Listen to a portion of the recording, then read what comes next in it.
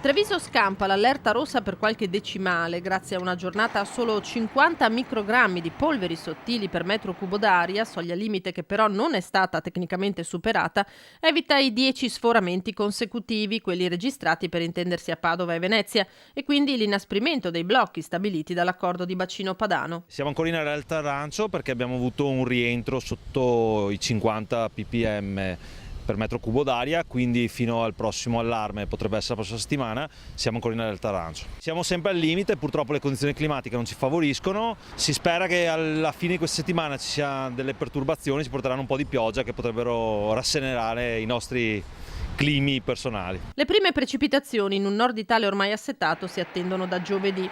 Un peggioramento della situazione smog a breve è dunque scongiurato. Le categorie economiche trevigiane erano molto preoccupate per l'eventualità di blocchi penalizzanti per i furgoni a diesel in uso ad artigiani e commercianti. Questo potrebbe essere un problema, diciamo che tutte le deroghe che abbiamo messo in campo che consentiranno la circolazione dei mezzi commerciali, se utilizzati ad uso appunto commerciale o per consegnare del materiale, e quindi siamo abbastanza confidenti che questo non rallenterà troppo l'economia della città. Se fosse scattata l'allerta rossa sarebbe stato comunque importante comunicarlo tempestivamente, motivo per il quale Cassugana sta per acquistare e posizionare nei punti di maggior passaggio dei nuovi display luminosi. Saranno utilizzati per questioni polivalenti, quali in questo caso il fattore ambientale, ma non solo, potranno segnalare quello che sono interruzioni delle carreggiate per eventuali lavori o segnalare eventuali incidenti, rallentamenti, e questo consentirà una velocizzazione di quello che è lo smaltimento del traffico in diversi punti della città.